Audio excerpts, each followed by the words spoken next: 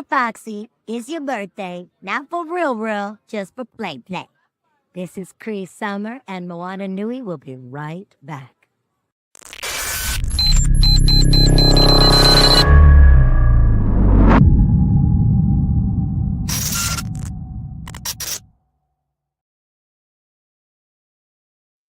What's going on, everybody? Welcome back to another very special episode of Blerdkast. We are just 2 days out from DragonCon 2025, and I have, hands down, the one panel I wanted to have on my channel since I started almost the full Black Geeks of DragonCon. Welcome to the show, everybody. Before we begin, please, if you have not, please go ahead and subscribe to Moana Nui Podcast Network and Blerdkast, and don't forget to hit the like button on this video. But without any further ado, I'd like to introduce my moderator for today's episode, Miss Joy Stevens. Thank you very much. I'm glad to be back once again on the Blerdkast podcast and on Moana Nui, because we're simulcasting from both sections, and things are really blown up. I am actually having the time of my life when it comes to just being able to be my full self and do all my nerdy things, and to meet so many amazing people who are also into the same nerdy stuff that I'm into, and they're all on the screen, and they've been doing it a lot longer than I have, at least a lot longer since I, came out as a full Blerd, because that was a process. But I really this is an epic moment because this is a 10-year anniversary for the Black Geeks of DragonCon. And we want to make sure that we give full respect and full recognition to what is happening here. And we've got, thank you, EJ. We've been waiting on this episode. And so what I want to do is starting with Channing, I'm going to go clockwise from there. And if you would be so kind, introduce yourself to our audience and tell them, who you are, what you're doing, so on and so forth. Hello. I am Channing Scott Sherman, CS Sherman, if you follow me on Facebook, because I got to keep it on the low. I am one of the founders of the Black Geeks of DragonCon. I say one of because there were about 5 or 6 people in the room when we came up with the idea. And as much as I founded Black Geeks of DragonCon, I think a lot of Black Geeks of DragonCon also kind of found me. Little what and what. But yeah, happy to be here. I'm familiar with pretty much everybody on this panel, so looking forward to chopping it up with y'all. Okay. Next we have David. David Somois. When Shannon says that there were some other people in the room, I was one of the other people in the room. And for the first few years of the existence of Black Geeks of DragonCon, I spent most of the time behind the scenes, hiding behind Shannon. We let him be the public face for a while. But fulfilling our mission has required me to step out of the shadows, step into the limelight a little bit. So you guys get to see my face. This happens to be my first podcast. And looks like they're going to be a lot more firsts for me. Wow, we are truly honored. Thank you for being here with us. Next up, we have Royalty Cosplay, if you will. Hi, everybody. It's Royalty Cosplay. Great to be on this panel with my esteemed cos fam.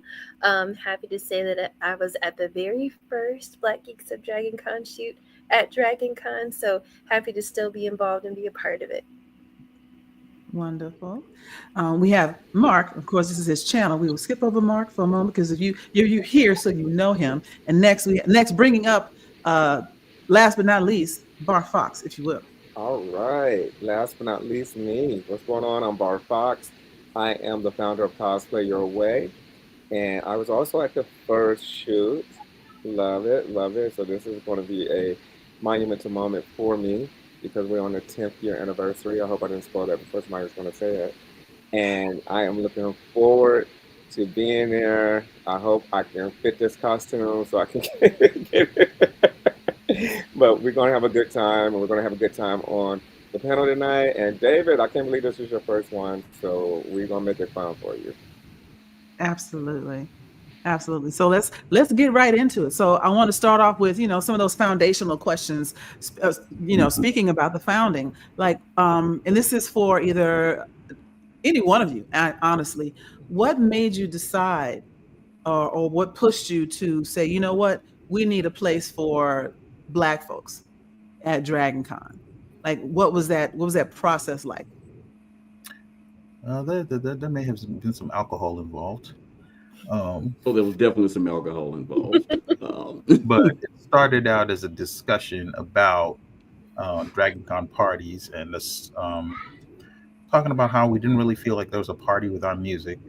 And it became a larger discussion about having a place for us at DragonCon. DragonCon is unique among cons in the sense that there is something for everybody. You have so many different tracks that cover so many different fandoms and so many different areas of interest, and so why not a space for us as well? And so that's where the discussion started. Yeah, and there was also an element. I was a DragonCon stalker for a little while. Whenever I would see another Blerd at DragonCon, or especially one in cosplay, I would immediately run up and take their photo. And it just became this. I've been going since 2008, and it just kind of became this running thing. And during that conversation, it was David and my cousin, who he was dating at the time. And last time I checked, they're still happily married. Yeah. Okay. I was waiting for the nod. I was waiting for the nod of confirmation there. Yeah, so they just kind of said, they said, Scott, because that's what my family calls me. They said, Scott, instead of chasing these people down, why don't you just have a photo shoot? And I just kind of shrugged it off, and they kind of kept needling me over a few months, and yeah, then it just kind of came to be. So, but again, yes, there was some alcohol involved in the discussions, but it was one of those few times where an idea that you have that involves alcohol is A, good, and B, you actually follow through with it. So more than martini dreams, right? Like we gonna do this. Exactly. We woke up and still had the idea. Okay. Exactly. We're still trying to start that band. That's our other idea, but you know. That's doable. I mean, you know, a lot of talent in the risers when at the photo shoot. Okay. So how did it come about? Like there's talking about it and then there's doing it. And so did you have to work with the organizers? Was there any pushback? Was there kind of a why do y'all need that sort of vibe, or was it welcoming? I can handle it. Has been you got it? Oh yeah, go for it. Then I'll jump in. Yeah. DragonCon has been extremely supportive. They liked the idea. They embraced it. They've promoted us. They've been extremely supportive. It was just a matter of us deciding we wanted to do a photo shoot, picking a day and a time. And back then we didn't have much of an idea what we were doing. So we picked a day and a time, found a lead photographer, and showed up. Okay. Yeah.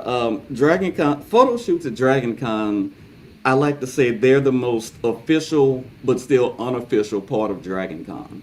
It's usually the fan groups that put them together. So there's, Deadpool fans, they'll do a photo shoot.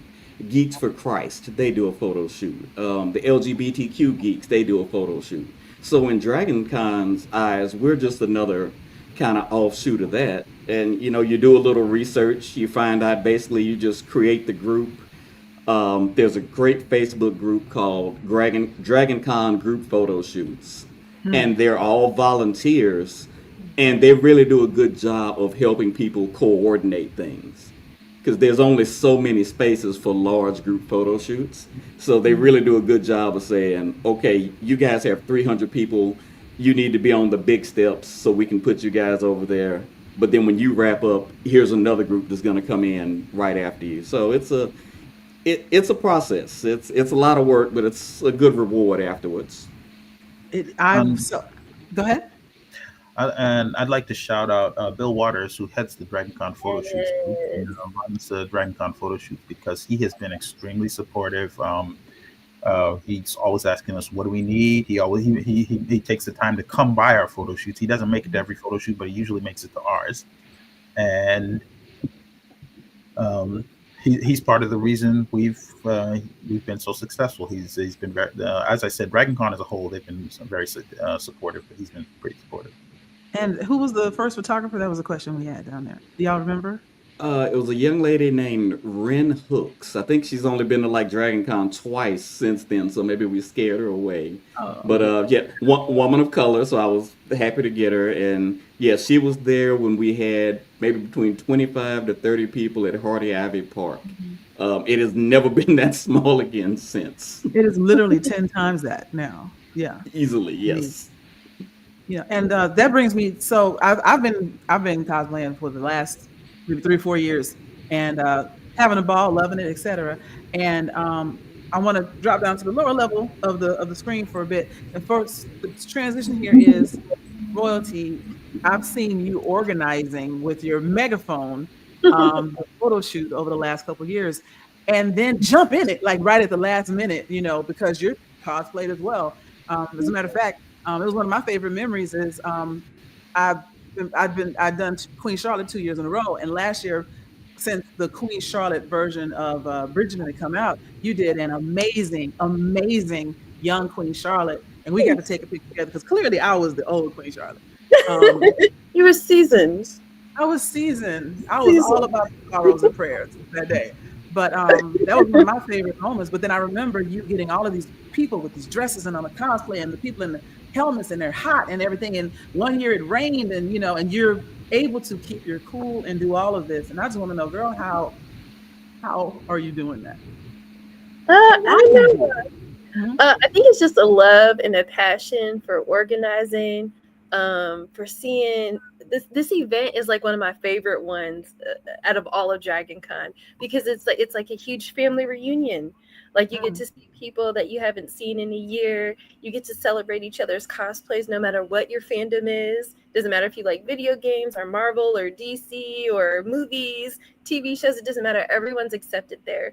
And so I think because of the good energy that people bring to this shoot and the great leadership we have here, even on this podcast, it's just something that I gravitate towards every year. So there's a natural passion to want to help. And I guess my megaphone is the best way to do it, using my megaphone to organize folks. Absolutely. And, you know, I love what you said about a fan reunion, because one thing, if I'm at Dragon Con, you know, Lord willing and the creek don't rise, I'm going to see Grey Worm. I don't know his real name, but y'all know who I'm talking about. Because he looks exactly like that guy. And now this brings me over to you, Barr, as the godfather of cosplay, if you will. What has been your experience, and what do you think, or how do you feel about the not only proliferation but explosion of Black cosplayers over the last, say, 3 to 5 years, where all of a sudden it kind of hit that mainstream button all of a sudden? You got, you know, very, very virally, the young lady who went to prom with the Naruto on the back of her dress. You got people doing anime gang signs or whatever on the field, and you know, when they're playing football or basketball or what have you. So how do you feel about having been there at the beginning and seeing where it's gone now? I am so excited, and let's prefix. We spell God GAWD, so I won't feel old. So Godfather. I'm so excited because, like you stated, I was here. It was maybe 3 other people of color walking around the time, and I was like, we gotta pull more people in like me. And to wake up 10 years later and see so many talented people doing this, so many people embracing it, so many people that have made it a career, or turned it into something amazing. It's just so exciting. The photo shoot, I love being a part of that. Now to actually bring everybody to one place and you can feel that energy, it's so exciting. Like Sherman, I was like running around trying to find everybody, trying to see everybody, just doubling down, taking their picture, trying to meet people, giving them my number 10 years ago, but now they get to come to one spot. So walking around and seeing so many people that resemble me, Black faces, doing all kind of cosplays, and not limiting themselves to just people of color. They embrace the character, they turn the character into themselves, they do it their way, is so beautiful. I feel like it's all my children just growing up and excelling and surpassing the dream that I had for this space. So let's talk about that. What dream did you have when you started this? Because I know it took a whole, not just courage, but like ambition, drive, etc. to not give up. Talk to me about that. Oh yeah, I can tell you about that. So when I first came into it, of course, I was just happy to be in the geek space. You know, I could wear these costumes, I could be amongst fellow nerds. And then, as with most things, you start finding out that there's some um, separation that's going on, and some people that's trying to put you in boxes or prevent you from doing different things. So when I was faced with that, luckily, I came in at a time where I was able to go around people. So immediately Marvel wanted to shoot with me. Immediately DC wanted to shoot with me. George wanted to shoot with me. So I was like, I want this for everyone. And when I saw that people were not getting their fair shot at photo shoots, when I saw that photographers were not allowing people of color to have the fun and enjoyment that others were having in front of the camera, I said, instead of fighting, I'm just going to change this. It's no need to sit up and go and beg. I don't beg people. So I'm like, oh, you don't want to do this? I'll find some people that do. I work in the industry. I know photographers. I know all these things. I can make it happen, and I did. And so what I wanted to see, thank you, Toya. What I wanted to see were people being embraced, were people getting a fair shot. I wanted to see a novice cosplayer feel just as important and fantastic as someone that was doing it for years.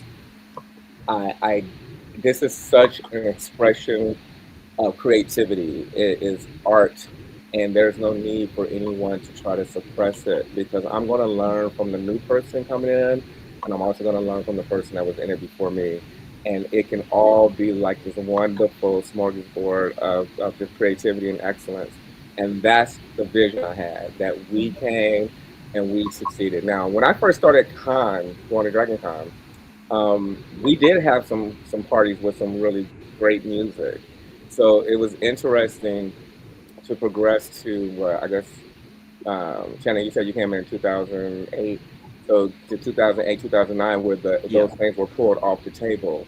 And I was like, wow, what happened? So it's so wonderful to get back to that vibe of having, like Royalty Cosplay said, a family reunion. We get together, we're having this big barbecue at the Dragon Con, and it's a vibe, and that's what I wanted. Um, I wanted us to feel welcome. I wanted us to be seen. And more importantly, I wanted us all to know that there were others like us and not to be ashamed of your blackness, your geekdom, and all of that stuff. So that was my dream. Let your geek flag fly. Right. Exactly. If my Right. mama's listening, I said geek. Geek. You know, you make a good point about feeling like welcome and accepted. Because my first con was like 2022, Hmm. and my first cosplay was a full rogue costume I bought off of Amazon. That the zipper put tore in the back, so I just made sure I kept the jacket on. You know, like we gonna make this work. But I still got, oh, you look great. You know, and you go from that fear of, is anybody gonna say anything about me, to, oh, I guess I'm doing okay. You know, to just, and you know, nothing beats a compliment, specifically from a black woman. Like, you know, okay, I see you. Like, it was so great. It was so great, you know, That, and pushed me to want to do so. Now, like, I got some stuff that I've dyed that is drying on a pole right over here, so I can mhm. sew it on to something else. So I've gone from Amazon packages to, okay, I can get this and put it together. Um, Absolutely. Absolutely. thank you. It's the initiation. You have to have a Yeah. malfunction. If you have not had a cosplay malfunction, I don't know if you're doing it right. Right. Zippers have to break. My pants, my first time, not my first time, I was doing Bishop one time, or I thought it was, and I had purchased a costume before we started making them. And it just completely opened and split in the middle of my pants when I was out. So I had to pose all the time with my legs crossed, like, because people were like, "Oh my God, let's take a picture," and it was right where my pants split. So it was just so funny. But with that split, I came home, I restyled the costume, and came up with my bishop look that Marvel used. So it was Hmm. like it needed to happen for me to elevate the look, I guess. But it's just so interesting that you have to have a malfunction That way, you know you're doing it right. Definitely. You make a really good point. And speaking of baby cosplayers, Mark, Hey. you've recently joined the ranks of cosplaying. How has that been for you? Because you've been, you're established as, Blerdkast. You've been in a nerdy space for a minute, but I know that this is a new dive for you. So tell me about your journey with your cosplay and what you're doing this year. I'm having fun with it. It's a new experience. I actually I understand a lot of the things that I overheard other cosplayers talking about, like finishing up a cosplay like days or seconds or minutes before the con starts. Cosplay versus sewing and making your own cosplay. I went to Amazon, so I found a way to cosplay my way. But it's been fun. I haven't gotten any like recognition because I guess my first cosplay is just like an outfit, I guess. But I'm gonna roll with it. But my second one, I'm debuting at DragonCon on Friday. I don't know how I'm gonna do it because I gotta wear both of them the same day because of each photo shoot. But I'm doing Bob from Tekken 7. He's my main character, and I swear to God, I look just like him if I had blonde hair. Nice. I'm looking forward to seeing that. I think you're gonna pull it off. And what about the rest of you? Like, what costumes do you have going on this year? Like, what's the plan? What you got? What you hiding? If you feel comfortable sharing. This year, I'm probably gonna be a little more low key this year. I am saving something special for the party, the Cosplay Your Way party. I got something special that I'm saving. I'm trying to think. I think the only hint that I could really give as far as what it is, I'm gonna represent Atlanta. I'll be representing Atlanta at the. Ooh, at you're gonna the do party. like Outcast, Yeah, I was about to say that. Or Goody Mob, or be Or he could make a good Andre 3000. You could. Oh, I got to put a pin in that one for next year. But yeah, so I got that. I did a lot of closet cosplays. Oddly enough, my first time really cosplaying was for our first photo shoot. And David remembers this too. We cosplayed as characters from the Boondocks. Nice. And in a perfect example of a cosplay that did not age well, I was Riley, and I was holding up a sign that said "Free R. Kelly." Oh Lord. Yeah, so that's not gonna age well when I run for president. But and, hey, look, things change. I'm sure we'll forgive you. oh yeah. And then I was Luke Cage, which again, that's kind of a closet cosplay. You order a hoodie, you order some jeans, cut a couple of bullet holes in them, you good. Yeah. I do want to commission and do something big one year, but time and life, man, they be lifing. They be lifing. I keep saying I've got a Walter Dean. I keep saying one day I'm gonna hit up Walter Dean and be like, hey, here's a pile of money, let's do something. But I gotta get the pile of money first. Yep, definitely gotta get that adult money up. Because I still want my Magneto X-Men 97 cosplay. I talked to him about a couple of years ago, last year. Yes, I want that. That's going to be next year. You can only wear that costume after 10 p.m., man. I see all kinds of stuff at Dragon Con while the sun is up. I think I can get away with it. What? So can we get some details on the concept for this?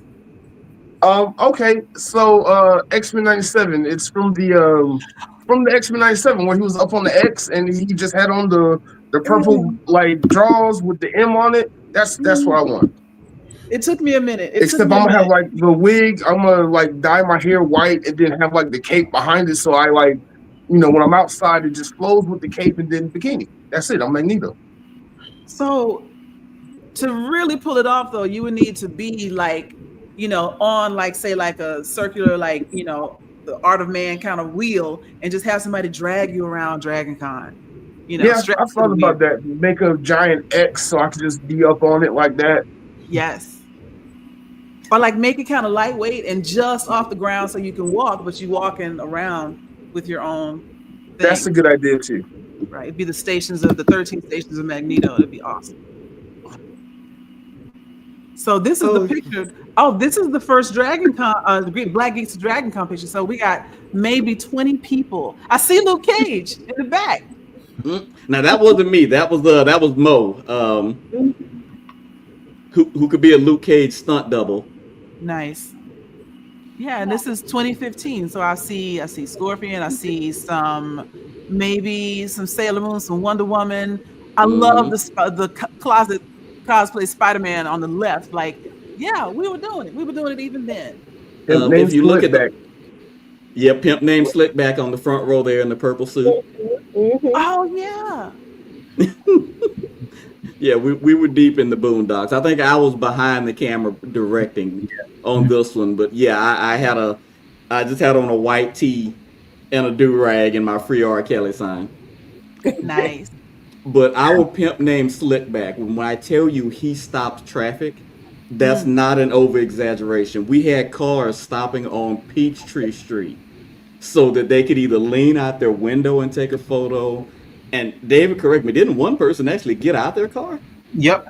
Yeah. Nice. Somebody stopped their car on Peach Street and got out of the car. All right. Okay, so back to what we were saying. I think that's another big part of it is in the larger society, you know, a lot of Black cosplayers get hate mail, frustration, nasty comments, etc. When they post stuff on social media, there's always somebody in their basement. You can't do that because you can't do it. And they go all off on that. And so I also think one of the things that's important about this group is the acceptance. And to your point, like you said earlier, David, Dragon Con has always been very accepting. Part of that is because Dragon Con is in Atlanta. Like, I wish you would try that. But so my question to you all on this is, what did it mean to you when you saw other people coming out into the light? You know what I mean? Was there any moment that you remember that you're like, wow, I didn't know this is why I'm doing it, but this is why I'm doing it. You know what I mean? There's a story that I tell, and this was actually at the last Black Geeks Dragon Con photo shoot. The day before, usually during Dragon Con, we go around and we tell people about the photo shoot. We have these business cards that we hand out with photo shoot details. And I ran into somebody who was attending Dragon Con for the first time. And obviously they didn't know about the photo shoot. I handed them a card and we talked a little bit about the photo shoot and they were very excited. And when you do that, sometimes you see them at the photo shoot the next day, or sometimes they party too hard Saturday night and you don't. This particular situation, as everything was going on with the photo shoot, and anytime you're at the photo shoot, you guys have all been there, you know, there are so many things happening at once. And in the middle of this hectic stuff going on, I look and I see the person I spoke to the previous day, and they were walking around and like their head was on a swivel and they were taking pictures with the biggest smile on their face. And those are some of the things when you talk about highlights from the previous photo shoots. A lot of them are things that sometimes I'm the only person that notices, but just seeing stuff like that reminds me how much this means to so many people. I had a interesting. Well, I had a couple, but the one I want to share today is I had a panel, one of the first ones years ago, and I was walking toward the panel, and it was this long line. So I'm like, oh my goodness, I need to get into this room. This line is out here for something else. I don't know what's going to happen. Let me try to maneuver through, figure out how I can get into the room that's next to it clearly, because this line is for something else. It must be a big star. And I was like walking through, and I couldn't open the doors. It was locked. So I turned to some of the people in line, and I was like, you know, I'm so sorry. I have a panel. Who are you guys here to see? Because I'm trying to get into the room. And they were like, you. We're here to see you. And I was like, what? I was in that line. I remember that. Now you remember that? You were in the line. Okay.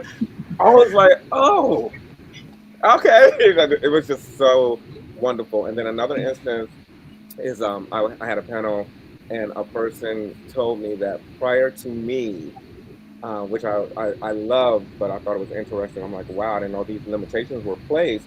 Prior to me, they didn't know they could gender bend. Mm.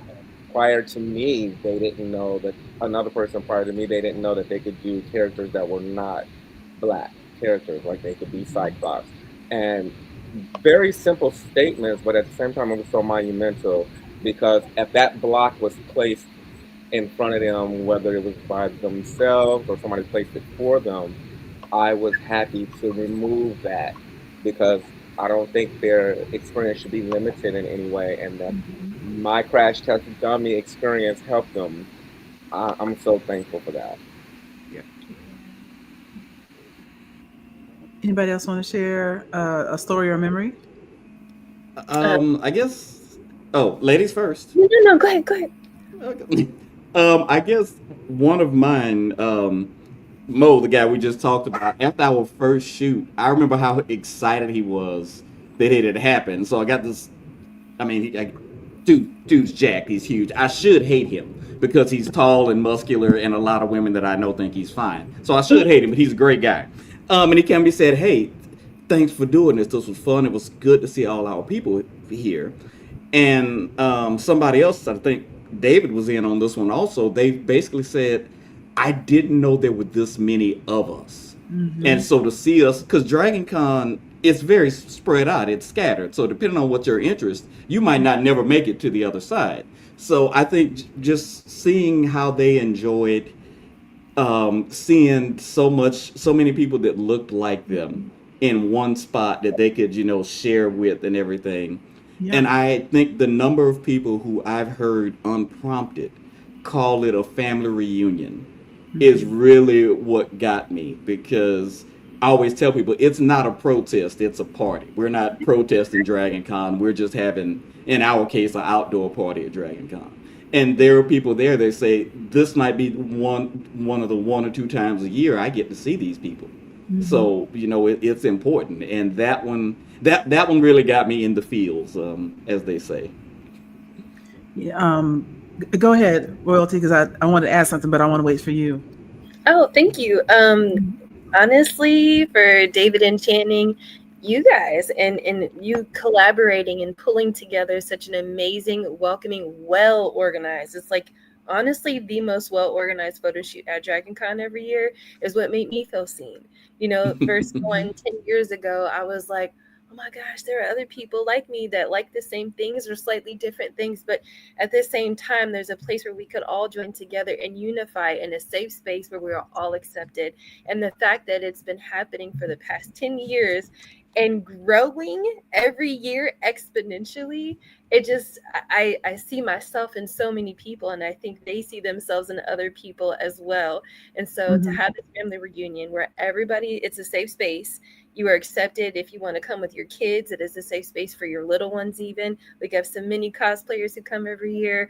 And people of all ages literally could come out and just feel seen and see each other and encourage each other and compliment each other on their cosplays and their creativity. It's a great way, as Barr Foxx said earlier, to display art and to display it in a place where you could feel accepted and celebrated.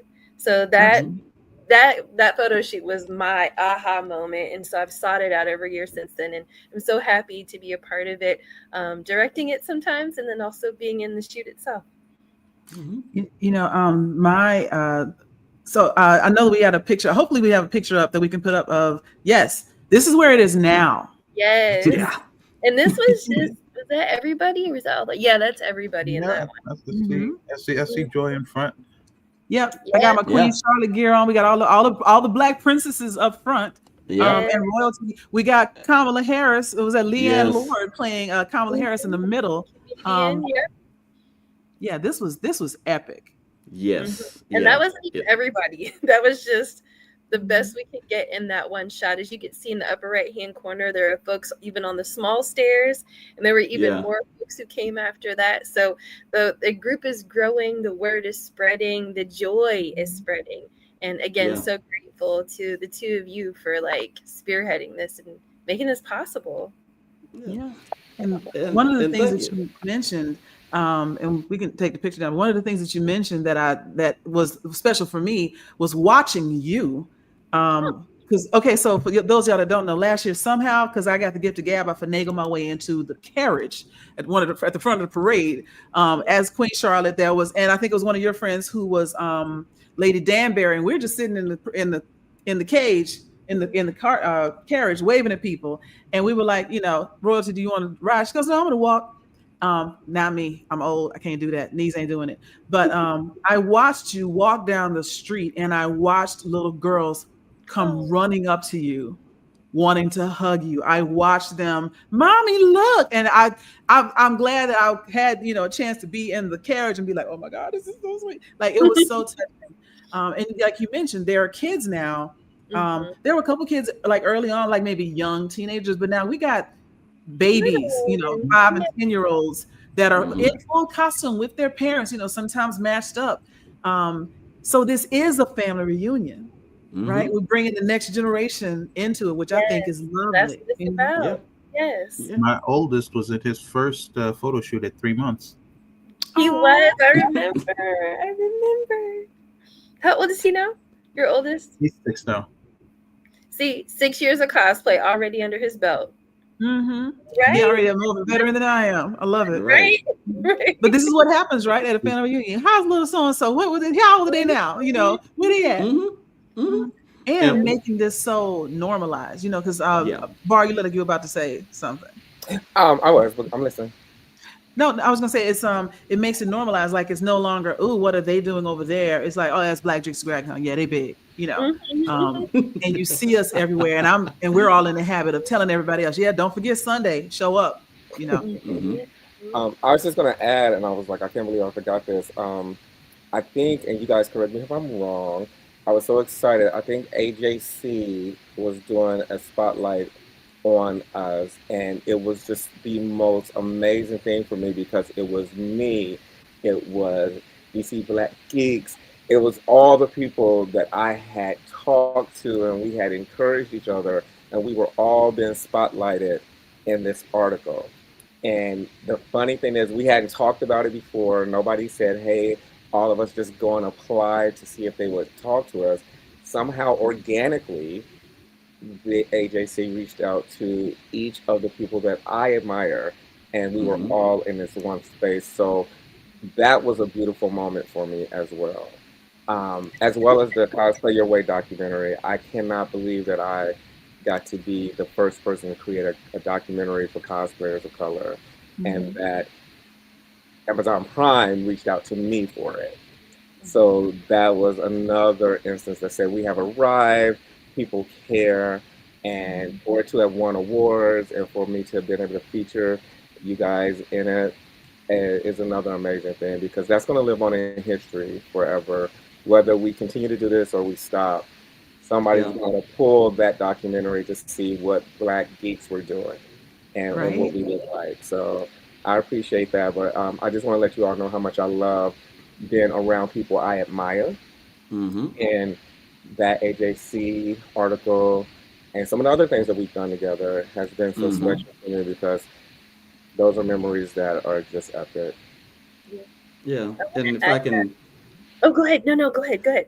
No, and I was just going to say, and yeah, just that's actually a perfect jumping on point for me, what Barr said.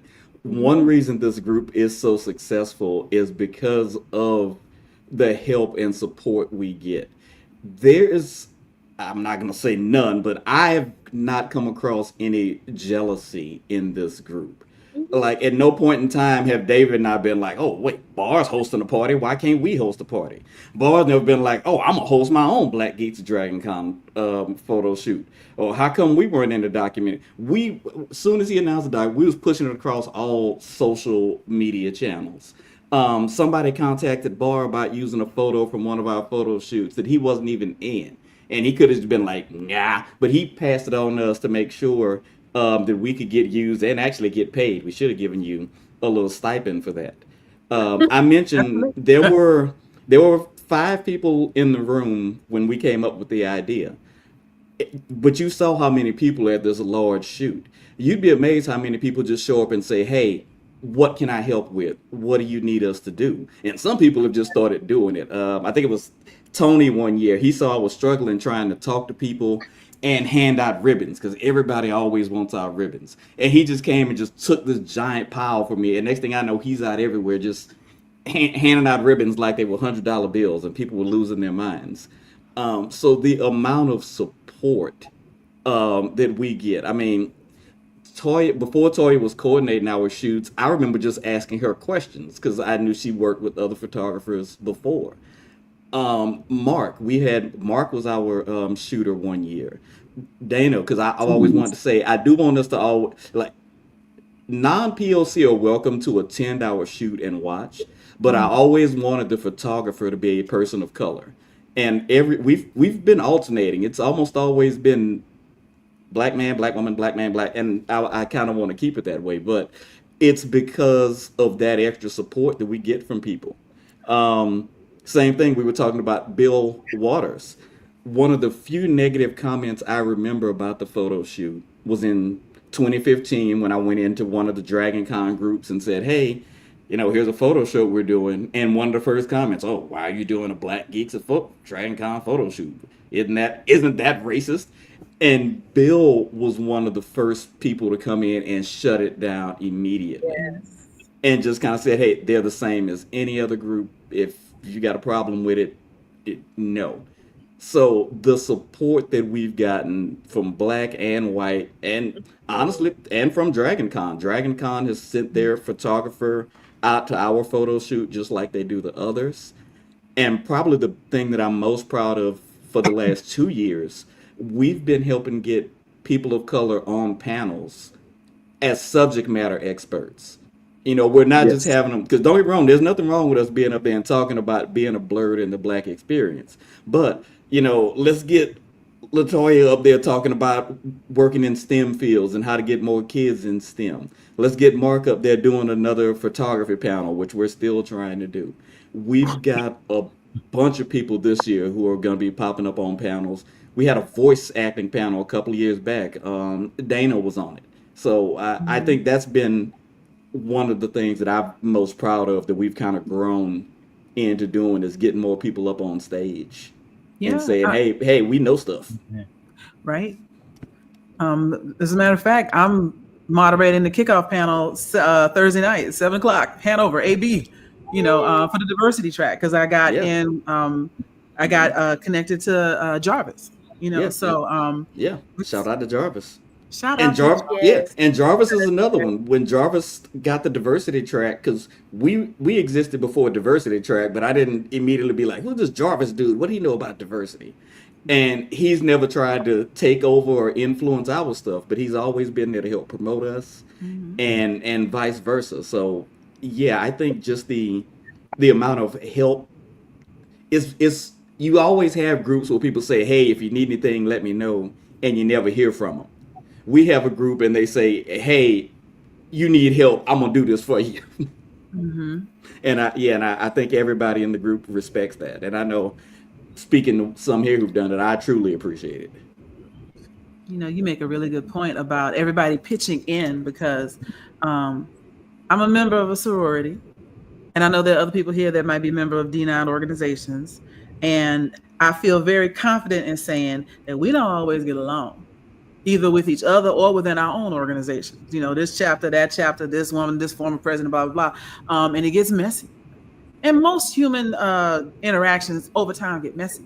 But to have been able to keep something like this so positive and continue to grow exponentially and still be so welcoming and so drama reductive, y'all just easy to get along with, easy to work with.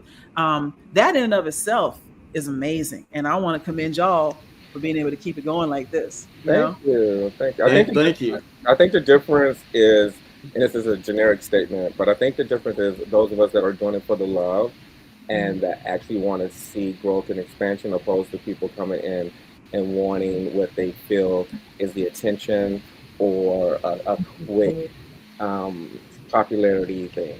I've been lucky enough I have attention. I've had attention the majority of my life. It's not always a great thing. But I've always been in a space where I could do these things. I work in television and film. I'm always at a celebrity party. I'm always with an actor, actress, or singer. I had my own TV show when I was younger. So I wanted the vibe. I wanted to magnify voices. I wanted to echo positivity. And I think the people on this panel want to do the same.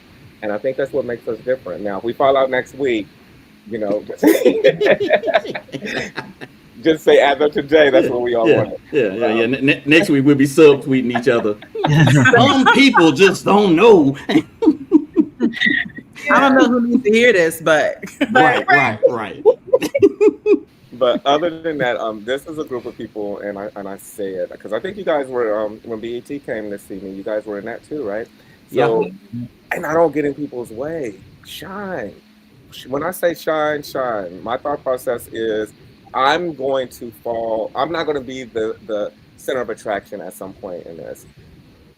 Pass it to somebody I respect, and then let me come and hang out with you. It's just the way it's been all my life.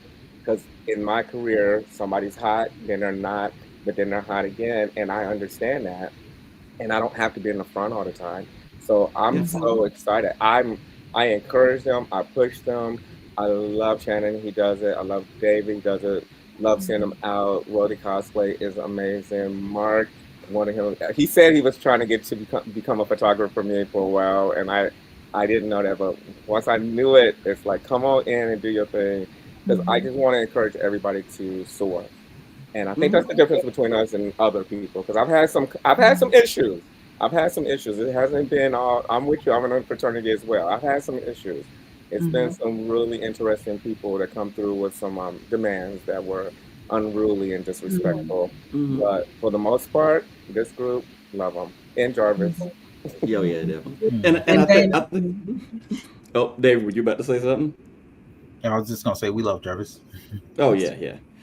I think the other thing that helps with this group, unofficially, Black people have a rule where we don't like to argue in front of company, so to speak.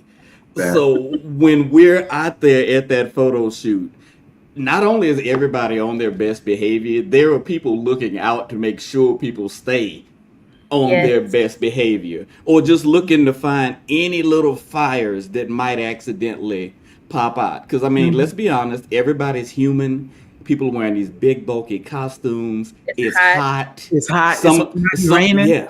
Yeah. Some of the shoots were actually a little bit earlier, so somebody could just bump into somebody. Or I grew up in the '90s, step on somebody's shoes and a fight might break. But we got people out there keeping it light. They're cracking jokes, and I think that helps. That definitely helps. Nobody's trying to. We don't want to be the ones in the Dragon Con report, where a riot breaks out, to put it bluntly. But and I also think that family reunion aspect, it's people that we might only see 2 or 3 times a year. We don't have enough time to hate them. Yeah. I miss Latoya too much to hate her. She could come up to me and slap me. I'd probably ask, what did I do wrong? Because hey, I'm just happy to see you again this time. Please don't test that theory, by the way, Toya. But okay. Marcus, I saw you hanging. What's up? Yeah, so I cannot tell you how much that this one group of people and the photo shoot Black Geeks of Dragon Con has meant to me. Like a lot of y'all, I've been attending Dragon Con since like 2006. In my first year, I was there. I was like, where's us at? I'm coming with 4 of us, like me and my friends from college, but like I couldn't find anybody else. And if I did, they were just wearing a geek shirt or just there kind of looking around and off in the corner. And then, it's years of that, basically. I love Dragon Con for what it is, but I always feel like something was missing until that one fateful day. And I think I told you this story, Channing. In 2015, on the Hilton steps, the A steps, I happen to look up and it's raining business cards of Black Geeks of Dragon Con and just some people on the top of the staircase just like looking down at some Black kids just sitting there by themselves. And that moment changed my life forever. The day of the photo shoot, the first one, I jump out my taxi because it was taxis at that time, not Ubers. and started taking blurry pictures, and I've never looked back. And then since then, I've grown as a cosplay photographer, content creator, now a cosplayer. I've worked with Barr and with Latoya. Latoya, I've stolen so many of your techniques from watching you direct photo shoots. Aw, That have helped me. good. Because like That was you that pulled up in the taxi. yeah, it was me. I pulled up and I jumped out and just started taking pictures, and not a good picture in sight. So that's why I've never posted those pictures. But it sparked something in me because it just reminded me of those times when I was back in high school, and we was constantly just getting bullied and picked on, and by our own people of all things. And now it's just black kids and nerds and cosplay. And when black people cosplay, they don't be cosplaying. It's like Okay, that part. Yes, you having to shoot on Sunday, I think is intentional because every black person know on Sunday when you go into the picnic or church or to the family function, you gotta come dressed to impress, nines and tens, bells and whistles, and that's what the Black Geek shoot is. It's like not a bad cosplay in sight. And when you saw the picture, it was like what 400 or 500 people in that shot, if not more, because there's like at least 200 people behind whoever took the picture. Yeah. True. Yeah, True. yeah, There's and again, people we that have watch. we have all races, creeds, and colors showing up to take the photos because again, it's become a part of it. And funny story about the cards, and David can back me up on this. We don't order nearly as many cards as we used to because now when we try to hand them out, people are like, "Oh, we already know. We don't need it." We used to order, 500. I think one year we have 1,000 cards, and we were just handing those things out like how rappers would be handing out CDs when they get started at the trunk of their car. And now it's like, oh no, we're good. I know, I'll be there. Yeah, word has spread far and wide. It had. I want to add something to the word being spread.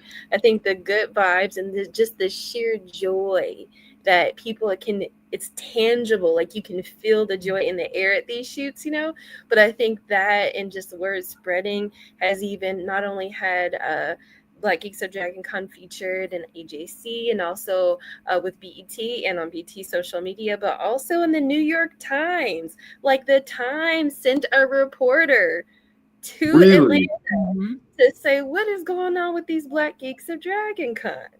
Right, so y'all could Google that if you like, but definitely it was a really, really nice feature that was written about our leaders here, Channing and David, and then also about the attendees as well, featuring some really amazing costumes that year. Oh, Channing, what year was that? Was that 20? It was 2022. 2022. Yeah. Okay. Didn't tell you why I know. Because I don't know how my first cosplay with the zipper broken in the back, but I had used my own natural hair and I put the white streak with just acrylic paint in the front of the road. Yeah. And I made it into that New York Times article. You did. Look at that. Look at that. Okay, well, first of all, that robe, hands down, is stunning. I know you had issues with that cosplay, but I want you to bring it back. That's one you need to have in your rotation. Okay. I'll run it back. I'm growing my natural gray streak out because of that cosplay. I was like, you know what? This don't look bad. And I'm gonna let my natural hair grow back out because it's mostly gray. And I'll be, ancient rogue or something like that. But that experience, was so otherworldly. I'm just, this is my first thing. This jacket don't even fit right, and it's hiding a hole. And she's like, "You look great. Can I take your picture?" I'm with New York Times. I was like, "Are you serious?" And then I had people on LinkedIn send me that picture. Like, is this you? And I was like, yes. Black don't crack. Thank you. It's so cool to see how so many people are inspired in their everyday life, like you, Joy, and just I literally don't know of any other convention in the world that has a photo shoot like this for Black Geeks. There are others who are trying, which is good. There's inspiration there for sure. But I literally think this is the only photo shoot like this on the planet. So to your point, Joy, it is otherworldly for some people, including myself. It's amazing. Just really happy to be part of it. Now, Mark, didn't you do one at was it Anime Weekend or MomoCon? You got some Black Geeks together for a shoot. He did. Okay, it wasn't me. I'm gonna give the credit to where it's due. I'll give the credit to Blerd over Micah and his team. They set up Oh, the yeah. one AWA Anime Weekend Atlanta in 2024, and they did MomoCon last year or this past year, 2025. But there was 2 Black Geek shoots, and I guess the other one was me. I didn't know I set it up because I didn't do anything. Just showed up, and they was like, "This is your shoot." I was like, "All right, let's get to work then." But yeah, shout out to Blerd over. They are definitely doing Black Geek photo shoots. Which leads me to BlerdCon of all places, because like seeing like going from Black Geeks to Dragon Con and then going to a BlerdCon situation, I was overstimulated and just enjoyed myself too much. That was like the cornerstone of everything that we've all worked for. And just wanted to see in nerdom is that. Yeah. So shout out to Hilton George for making BlerdCon, but I feel like the credit belongs to Black Geeks to Dragon Con, because I'm just being honest, because BlerdCon came after Black Geeks to Dragon Con was established the first year. And Blerd being the word that we all switched to, and y'all chose Black Geeks. But I'm gonna give y'all the credit. You know what though? I mean, it's and forgive me for speaking on y'all's behalf, but I mean, what I'm seeing here, because I do D&I for a living, so I'm always talking about mindset and growth and everything. And so what I'm seeing across the screen is a spirit of abundance. You know, you can have the mindset of, you know, if I give this to you, then I won't have it, so I can't share. And that scarcity mindset runs the country we is now, but an abundance mindset is, yeah, go and take it, use it and grow. I just want to see you shine. And I hear that over and over again from y'all. I can't begin to tell you how happy I was when I saw Mark doing those photo shoots at Atlanta, and like just seeing. I mean, and for one thing, we can't do everything, so we want to see people take it and run with it. And Mark, you did I don't know if I've heard before. You did an amazing job. Yeah, thank you. Yeah, I do what I can. I want to take it back a little bit, actually, and I know Latoya, you have to go in a little bit, but when we did the Black Geeks Dragon Con panel, I think at Dragon Con 2023, and it was all of us and Dana and Mo.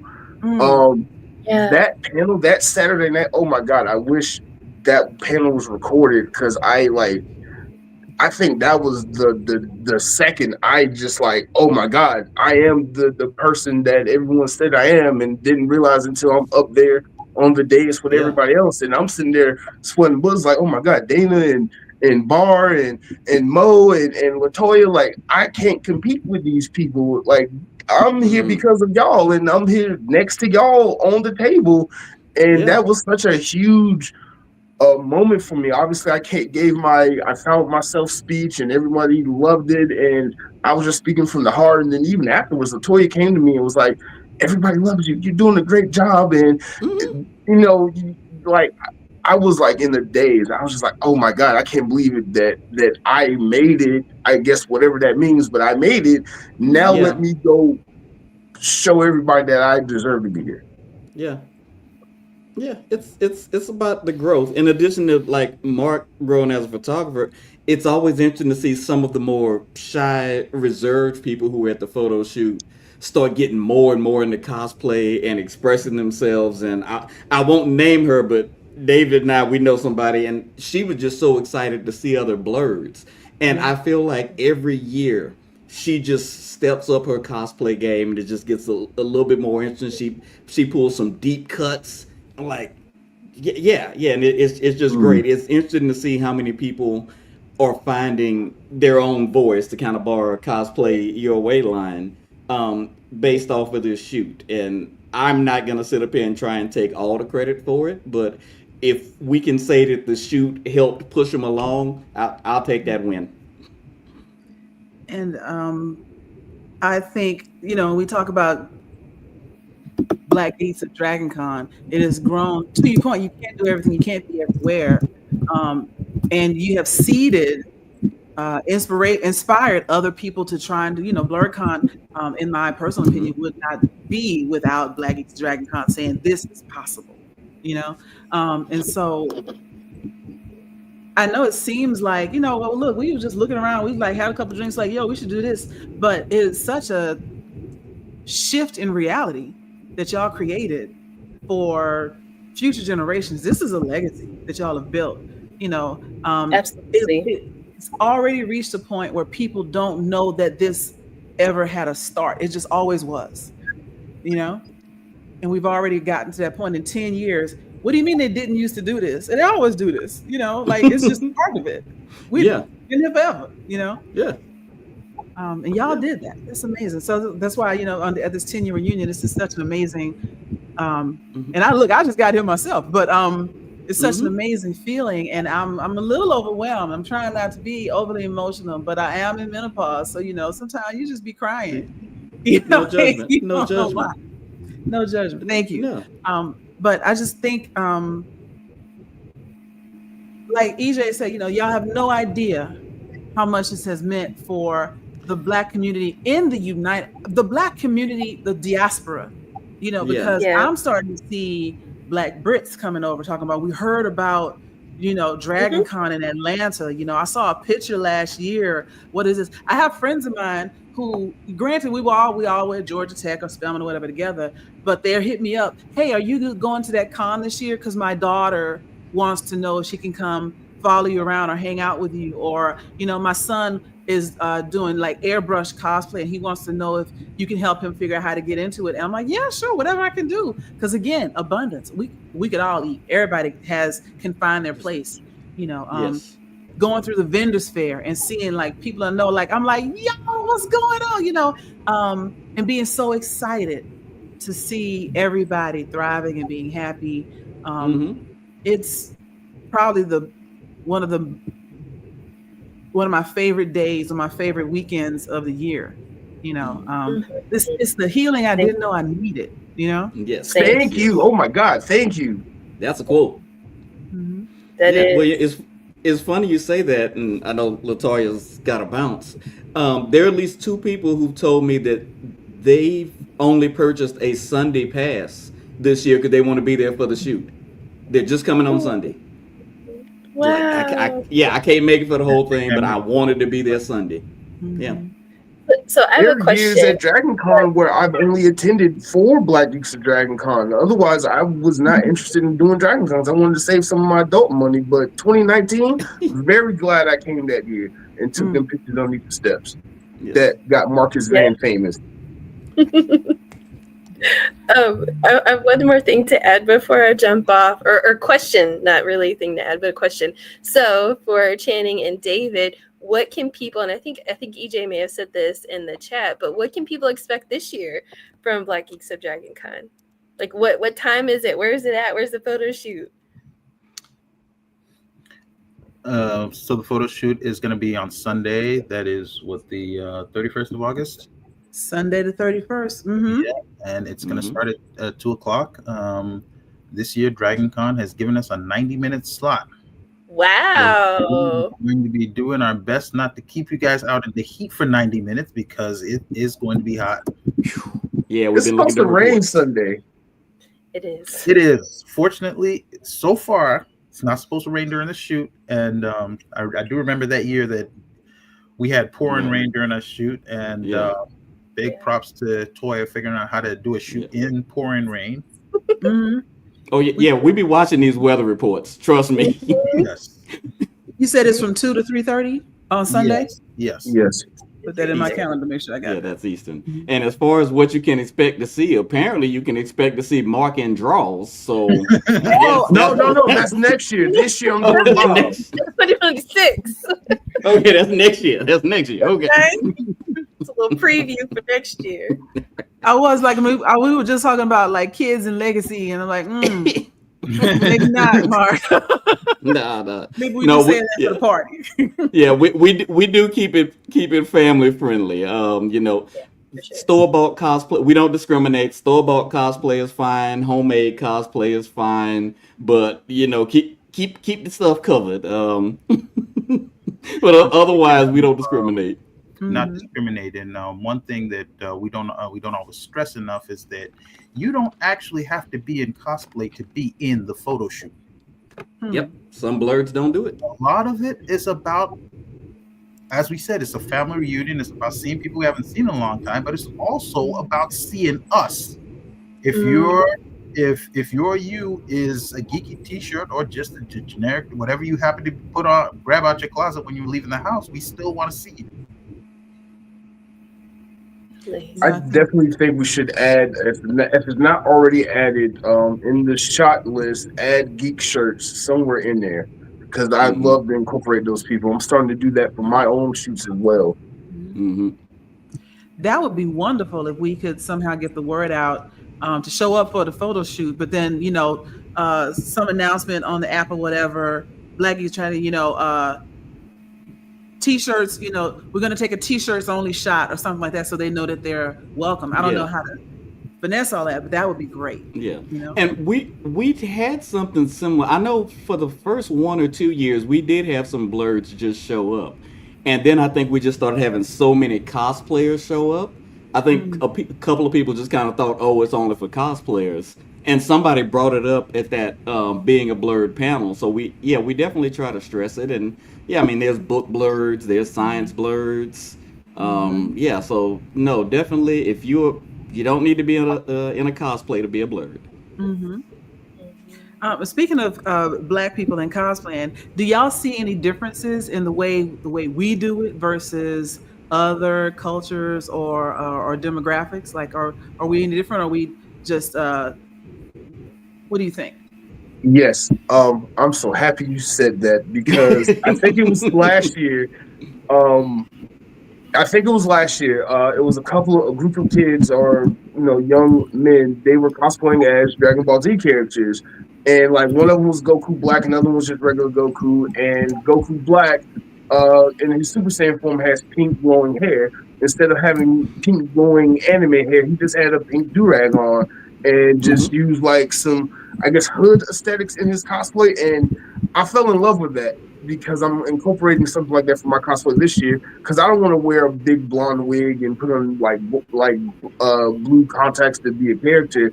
I want to make it myself. I want to cosplay my way, because that's what I've learned from the gentleman next to me. Cosplay your way. That's the best way to do it. So I see so much creativity, so much like artistry, so much talent that goes into the characters that everybody cosplays, and they cosplay more than just the Black characters that they think they can cosplay as. I've seen so many people cosplay like outside of their element. Afro Cocoa Puffs, obviously she's famous for the Hanadas in Black. Like that whole stigma that Black people can't cosplay certain characters because they're not Black. We took that in stride and be like, hold my beer, watch me cosplay, and just nail it. Just nail it. I'm going to add that, we always bring some vibe. We always bring some finesse to everything that we do as people of color. The mashup game for Black cosplayers, you feeling me, Shannon, is epic. I mean, the way people combine different genres, different characters, and put it into one, and they sell it, and it's amazing. And that is definitely what Cosplay Your Way is about. I want to come to the cons, not only see amazing costumes that you recreate, but ones that are created, something that is just new and fresh. Because that keeps my mind open, that keeps everybody else reaching, it keeps the creativity flowing. So I definitely want to say that the people of color that do cosplay, the mashup and the creativity is off the charts. I remember seeing Stephanie. She did Poison Ivy at Carnival, and it was amazing. Yeah, Stephanie has inspired my cosplay that I'll be debuting on Saturday this year.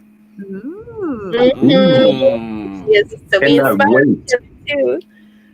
With that being said, I'm gonna hop off because I gotta go. Right. Thank you so much for being here tonight. Thank you. Thanks. Thank you. Talk to you later. I'll see everybody on Sunday at 2:00. All right. Love you, girl. Take care. Bye. I love y'all. Bye. Bye. And Stephanie's cosplay was also smart because she marched in the parade with that, and she probably was the coolest one out of all of us. Yeah. Because it was hot that day. Definitely cooler than I was in that wig and that heavy suit. Yeah, look here, Mr. Randy Watson. You have to suffer for your craft. Randy Watson is epic, though, and that's the other thing is, especially what I like about Dragon Con is, Run DMC Stormtroopers. I remember that. But yeah, like just that creativity, in addition to you have so many different ways that you can, so many different characters. Like it's not relegated to just anime or just video games or Star Wars. We got Randy Watson coming out. Me and James are doing Smoke and Annie from Sinners on Sunday, and so so representation breeds more representation, and so now that we're having more actual Black characters in movies and stuff, people are seeing themselves in a different way, and it feels a little bit more authentic to me to play Annie than it did to play Rogue, although I'm bringing that Rogue back, like you said. And I saw a gender bent Hobie from Into the Spider-Verse, and she looked amazing. Like you would have thought her face looked like an artist rendering of the cartoon. She was that good, Oh, for real? So okay, so we're gonna have a smoke off. All we gotta do is find Remick to do a dance jig in the center, and we're gonna have a party. They actually ended up doing that at MomoCon. I saw that video. Now, if you all was smart, you need to find a Sammy, because this year they're doing it again. They're doing a pop stars photo shoot. So like your Britney Spearses, your Beyonces. You need to just have Sammy sit down and play, and just have all these pop stars kind of run around him dancing. That would be fire if somebody could pull it off. Looking at you, Mark. Look, I already got a lot on my plate this year. I can't promise anything, but I'm gonna see what I can do. This is how people end up working on cosplays in their hotel room at Dragon Con, because they get an idea at the last minute. All you need is a blazer, like an ill-fitting blazer and some suspender. Like it's an old country suit. Banjo is gonna be hard to come by though, or guitar. It'd have to be a cardboard banjo if I was doing it. Hey, long as the look is right, There you go. There you go. Pay no attention to behind the curtain, No. And I will be lip syncing if I do it. Oh, don't lip sync. We need to hear you sing, sir. Oh, no, you don't. No, you just don't. listen to you guys talk. This is what I'm talking about. That's what I'm talking about. That swag, that finesse that you're putting on it. Look at all the things that you all just brainstorming here, thought about, and we're going to see some of that. And it's going to be present. It's going to be just the synergy that I don't think other people have, because there's a love for this, there's a liberation to this, there is a magnifying voice to this that we all have and share, and the appreciation. And as you stated, it's not just anime, it's not just superheroes. You are looking at all kind of characters, you are echoing all kind of messages, and those are the things that we do as people of color in cosplay that I didn't see before, that I'm so glad is present now. Yeah. And I think that goes back to also, we're doing this at a place where, and I feel like I can say this, we are welcome. I don't think, I've never felt unwelcome at Dragon Con by anybody. And don't get me wrong, I'm by no means saying that a racist has never attended Dragon Con, but when Black people are allowed to thrive, that is what we do. We will show up, we will show out. I am sure, now the one thing I will take credit for, I am sure our group has helped increase some ticket sales to Dragon Con. That, definitely. That is a brag you'll hear me make, because I know I've been to other smaller cons talking this place up, and we share these photos everywhere. And I think people of color are like, okay, hey, here's a con where I don't have to worry about somebody calling me the Black Superman. No, I'm just Superman. Right. Superman. I don't have to worry about somebody saying, oh, I can't be Wonder Woman because I'm, tall, black, and busty. No, I'm just Wonder Woman. I'm not Nubia, I'm Wonder Woman. And I think people appreciate that. So again, shout out to Dragon Con too. I mean, and I've lost count of the number of times I've seen people when we post our pictures from the photo shoots, and somebody says, this is the last time I'm getting a Saturday only pass. I'm making sure I'm there on Sunday. Somebody says, I need to come to Dragon Con. As a matter of fact, Dragon Con needs to run as a check or something. Yeah. You think, But yeah, I'm loving the fact that I've encouraged all my friends, if they have anywhere from, now tell them, like, if you want to bring your kid, if you want to drop your kid off at Dragon Con, they got to be like at least 16. Don't be bringing babies in here. But yeah, if you want me to, if you want to bring your kid on Sunday for the photo shoot, yeah, I'll bring them in. Or they've got day passes, or just come to the parade. If you don't want to do anything else, just come to the parade and watch. As we're, of course, we have our, diversity track section in the parade, but then you see us in so many other places. You're going to catch us in the Lord of the Rings group. You're going to catch us in the Stormtroopers group. You're going to catch us in the, what's the other one? Star Wars. House of Dragons. And Star Trek. That's what and all of that stuff. Because we out here. Yeah. We everywhere. Oh no! 100%. I do have a secret wish. 1 year for the parade. I know the numbers for the parade grow every year, but I want to see what we see on Sunday, Saturday at the parade. I want to see those kind of numbers or something like that, because this is like 20, 30 of us usually every year for the parade.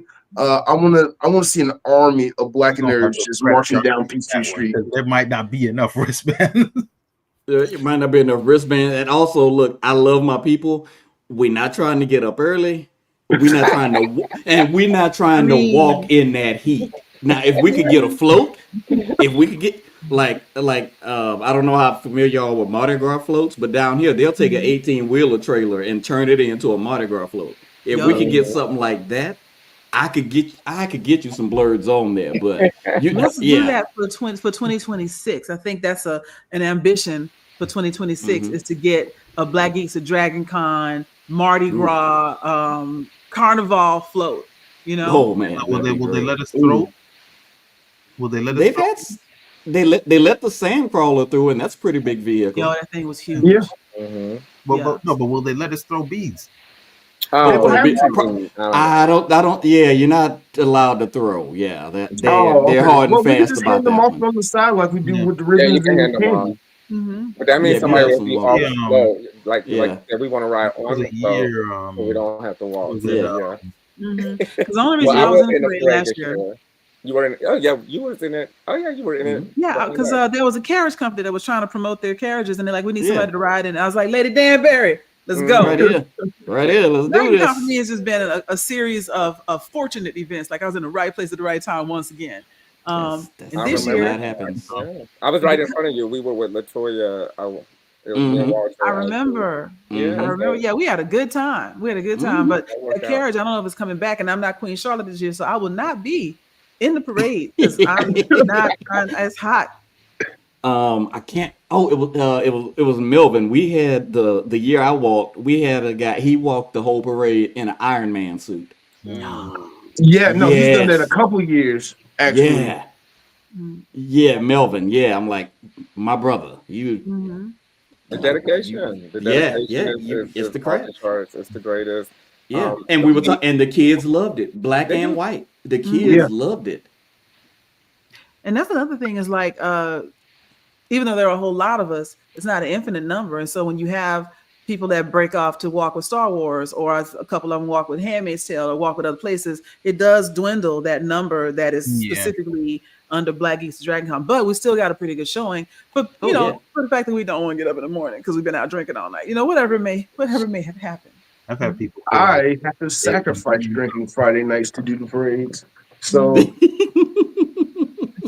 I know we're coming up on time. So I want to ask a particular question. It's David, you said this was your first podcast.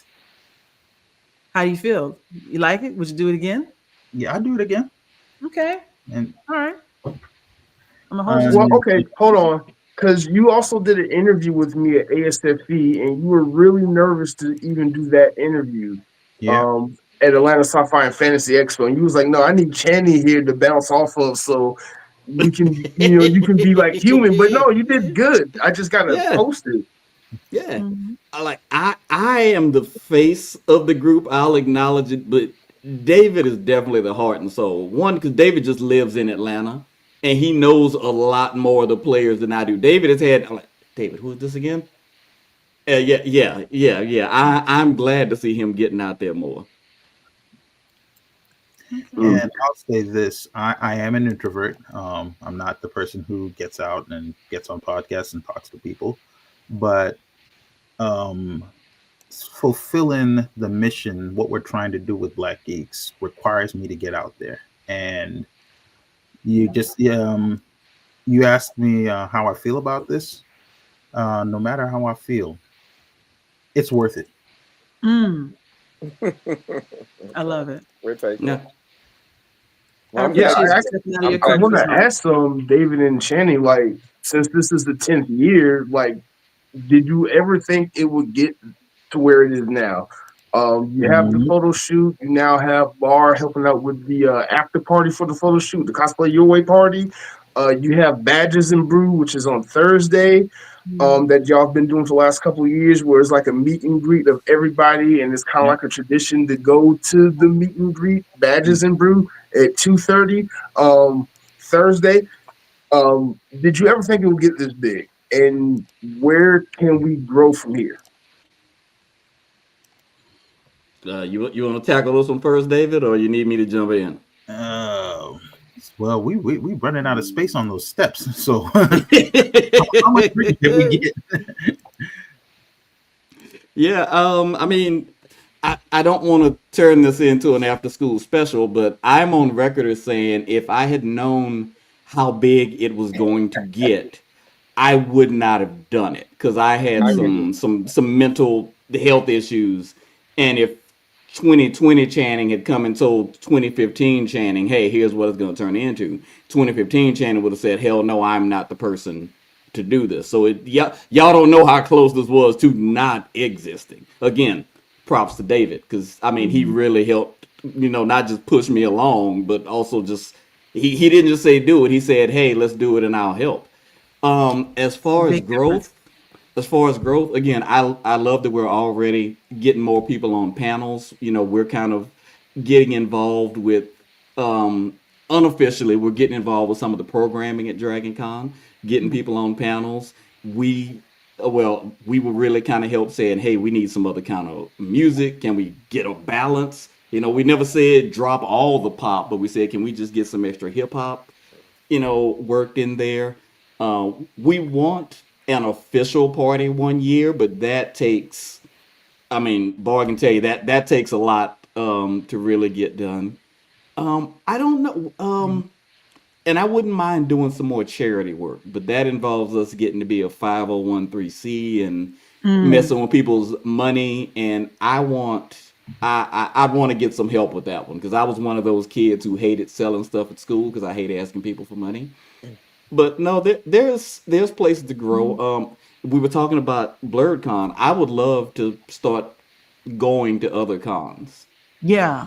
Yeah, and doing this. And yeah, I've been to some smaller ones because I can afford it. But I would love to get to BlerdCon. Not that they need Black Geeks Draft, but I love to get to BlerdCon, San Diego Comic Con, obviously. Mhm. There's Fan Fest in New Orleans. I wouldn't mind spreading the message a little bit more, but that goes back to the fundraising part of things. I feel like that's doable. Like in my mind, I'm envisioning, Black Geeks at Dragon Con takeovers. Like, yo, Yeah, we in San Francisco, we in your yes, hood, we in your town.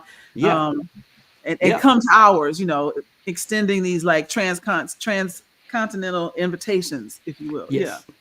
Yes, that's actually kind of the goal, and it's just figuring it out. So we need to start doing like some of these pastors that you hear doing. We're just gonna hold an offering so that we can get a Black Geeks Dragon Con jet, so that we can travel and spread the word. We need an aviation ministry.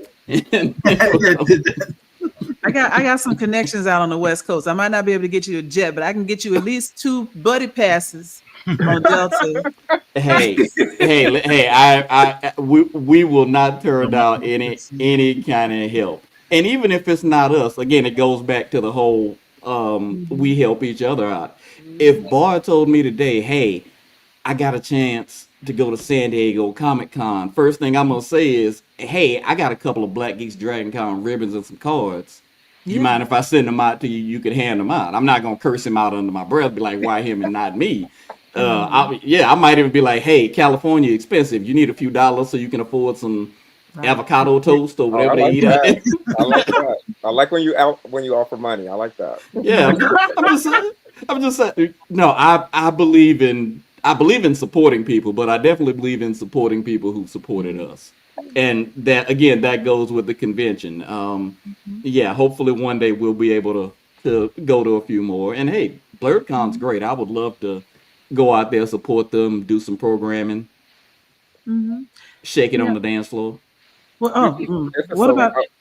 I'm sorry. I was gonna say, just hearing him say that, the fact that BlerdCon, I spoke to Hilton. Hilton came to me before he started BlerdCon, and I had that conversation. I embrace the Godfather title because it's just so wonderful to know that all of these things happen and that I was at the change of it all, and I was there actually ushering in different things because I'm so happy I was able to break through some things and let the world see, let DragonCon see, let all these people see that we belong here.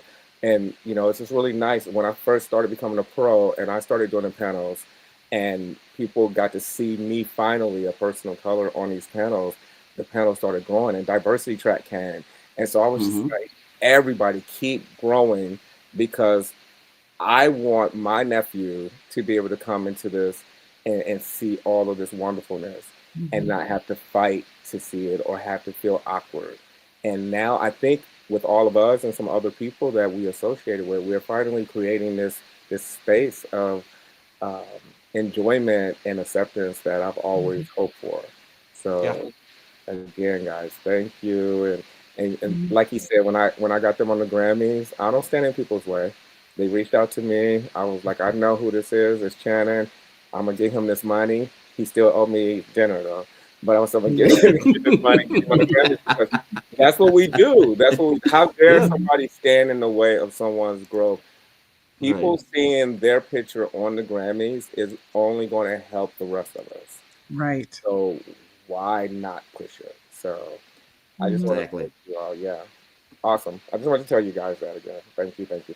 Hey man, right back at you, but thank you. Well, I think we got. Thank you. I was gonna. No, that was not the picture. I was thinking he was gonna put up. You're right. This did not age well. Especially since it looks like I'm outside of a courthouse with that column behind. Right. What is really happening? But I was going to say, where can we find you? Like, what panels are you hosting? What do you want your people to come and support for the Atlanta locals, that all the people that are coming to DragonCon? Where can we find you? Say like Friday, Saturday. Oh, you're talking to me? Oh, hey. Nice. There we go. Look at you guys, so efficient.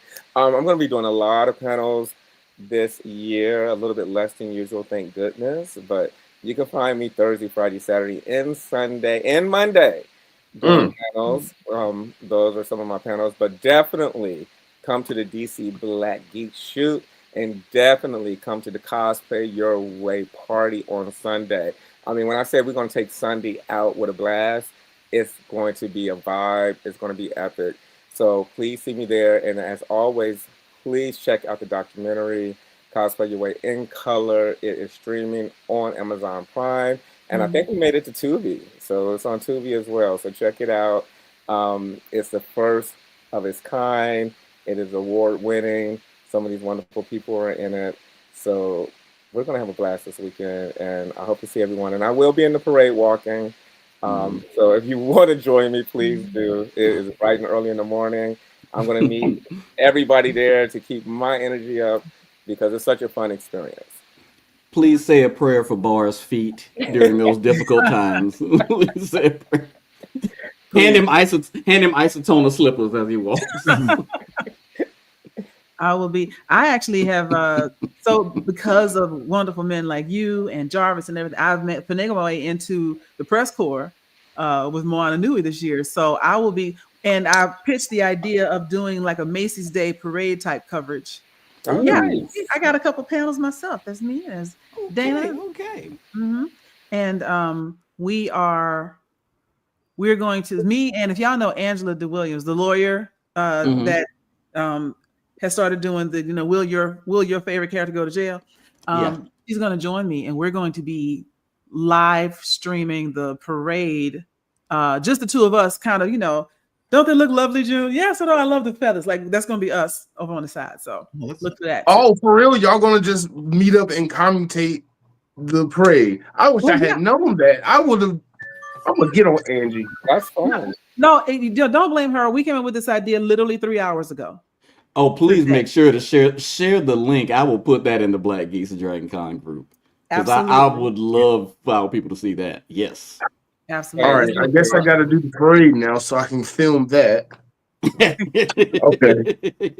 We're going to be with the press people, so we're going to try to stand a little bit away from them so we don't get into their broadcast and whatnot. But yeah, it's going to be, girl, look, ooh, that kind of vibe. Because, when you put me and Angela together, I know. It is. It is.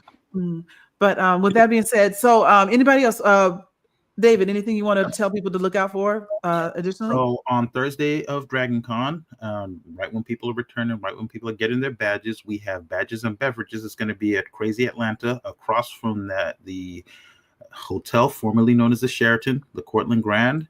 It's right across the street. We're going to be there from 2:30 to about 5-ish. And it's just going to be, get your badge, come through, have a few drinks, meet up with people. People who'll be returning for the con. That's a good chance to see people for the first time and say hi. And we'd love to see y'all there. And then, of course, I know it's been settled up. It's Sunday. If you can make it, please be at the photo shoot. 2:00 Sunday. Yep. All right. Well, with that, Mark, I appreciate all the opportunities you've given me to moderate your panels. I have a ball every time I do this. And I will turn your show back over to you. Thank you. Before we go, there's just one thing I want to mention, or two things actually. One, my favorite thing of the Black Geek Shoot, outside of everything that we mentioned, is that every year, y'all try to do something that's relevant in just not only pop culture but just in Black history. Last year, I was honored, privileged that y'all got a bunch of cosplayers together to recreate the not last year, it was the year before last, the Montgomery Brawl. That was like the bee's knees to me. You had the dude swimming, it was hilarious. The chair, all of it perfect. And then the year you had the Becky and the cookout thing, and she was in the middle. Let's not bring that one up. Let's not bring that one up. That's still a sore spot. Really? Okay. That was a miss. But yeah, okay. Okay, but nonetheless, y'all try every year to kind of do something that's recent in American history, and I hope James can find it. But I don't know who did it, but shout out to the person in the Black Geeks Facebook group that made the logo of the Cracker Barrel logo. Love it. I want to put that on the shirt and sell it if I can. So I love the creativity that comes out of the group. But the last thing I want to bring up is for those who were not here, Miss Dana Morgan, Mr. Lee, Dr. Law's Photo Lab, Jeff, all the other videographers and photographers, and more importantly, all of you beautiful Black cosplayers. So sorry I couldn't have all 600 of y'all on the show, but this was for y'all. This was for everybody. I didn't want to leave anybody out there, but I will definitely. There you go. There's the logo. I love that. I want to put that on the shirt. Love that. Oh my God, that's Chef's Kiss. Whoever did this, Chef's Kiss. There you go. That was not so much, but I won't bring back the guy at the barrel. That's the one I want. Oh God.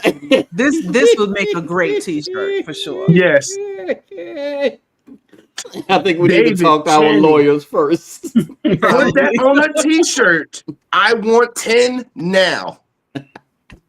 Do we even know who made this? It's somebody in the Facebook group. Just hit them up and be like, hey, can we use this to make some money? We'll cut you $1 every shirt we sell. Something. I love our people. I do. I know you can't out. Well, it was a long. You can't outdo Black people. You cannot. We are so unserious and so creative. But this was probably my favorite panel on I've had on Blerdkast Live the whole time. I've been wanting to do this for at least the last 3 to 4 years just having all y'all on. I can't wait to have all y'all on again. Thank you so much, Barr. Thank you so much, Channing. Thank you so much, David. Thank you so much, George, for coming on. Y'all don't know how much Black Geeks Dragon Con means to me, and this was just an honor and a privilege of having y'all on and just geeking out with y'all for almost 2 hours. Well, Thank you for having us, man. Thank you for having us. Yes, No and problem. for all you've done with us. And Barr, you know, Sunday we will be there. You know, we will be there at the party, making sure it stays live. You know, I wouldn't have it any other way. I think if you don't show up, I will probably have a conniption. So please be in the house. I need you. Oh, okay.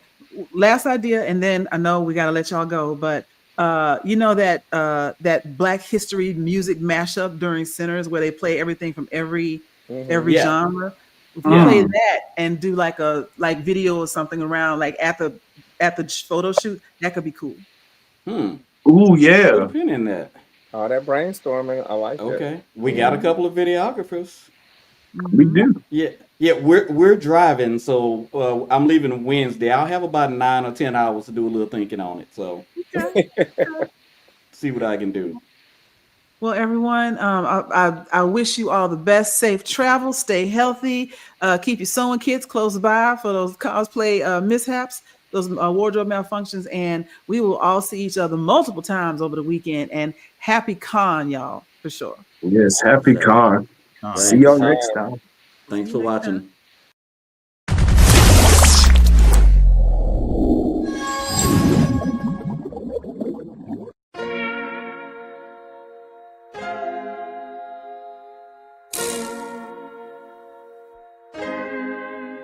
So many stories left to tell, even if we have to ourselves. Can't keep history on the shelf. If they won't tell it, we will. If this the land of the free, it was a freedom then. When they annexed Hawaii and called it Cedar Lands, without any type of payment and no signing off. Called themselves the Republic in 1894. 1.2 million acres overtaken from the native Hawaiians. When they resisted, the West retaliated in violence and erasure. The Hawaiian language is banned as part of colonialism's plan to expand, yeah. Stuck between a rock and a hard place. Multiple bombings of Kaho'olawe as a part of their ongoing war with Asia. Used it as a place for target practice. No consent or compensation. Colonizers call for annexation. No work out for all the locals. School will never let you know. So many stories left to tell, even if we have to ourselves. Can keep history on the shelf. If they won't tell it, we will. Too many stories left to tell, even if we have to ourselves. Can keep history on the shelf. If they won't tell it, we will. We will. So if we put Hawaii into perspective, well, Black and Asian history is interconnected. Considering the fight with the Pacific, then of course, versus Asia, they was treated as a middleman for war, but didn't let the Western colorism run its course, cause dark skin was a sign of dignity to core. The land was taken in the name of capitalism, when prior to it was an actual kingdom, clapped back at the system. Stuck between a rock and a hard place. Multiple bombings of Kaho'olawe as a part of their ongoing war with Asia. Used it as a place for target practice. No consent or compensation. Colonizers call for annexation. No work out for all the locals. School will never let you know. So many stories left to tell, even if we have to ourselves. Can keep history on the shelf. If they won't tell it, we will. Too many stories left to tell, even if we have to ourselves. Can keep history on the shelf. If they won't tell it, we will. So many stories left to tell, even if we have to ourselves. Can keep history on the shelf. If they won't tell it, we will. Too many stories left to tell, even if we have to ourselves. Can keep history on the shelf. If they won't tell it, we will. We will.